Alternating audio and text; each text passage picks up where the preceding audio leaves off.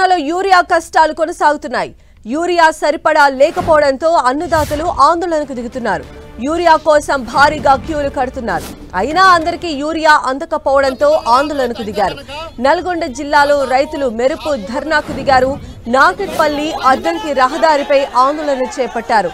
దీంతో భారీగా traffic jam ఏర్పడింది.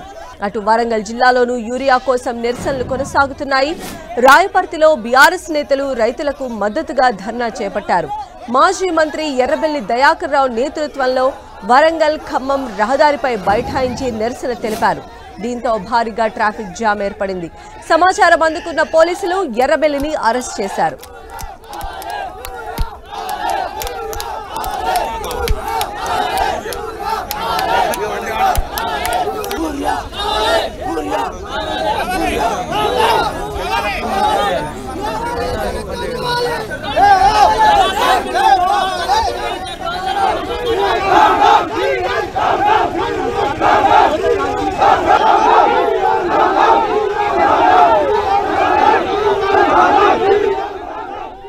మనం విజువల్స్ లో చూడొచ్చు. తెలంగాణ వ్యాప్తంగా యూరియా కష్టాలకి సంబంధించిన దృశ్యాలు మనం చూస్తాం. ప్రస్తుతం వరంగల్ జిల్లాలో అలానే నల్గొండ జిల్లాలో కూడా రోడ్డుపైకి వచ్చి రైతులు తమ నిరసన వ్యక్తం చేస్తూ ఉన్నారు.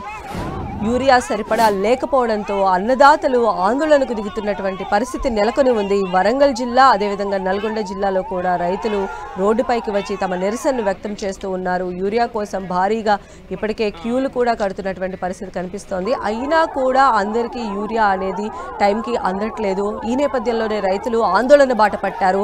నల్గొండ జిల్లాలోనూ అటు వరంగల్ జిల్లాలో కూడా రైతులు మెరుపు ధర్నా చేసినటువంటి పరిస్థితి ఉంది.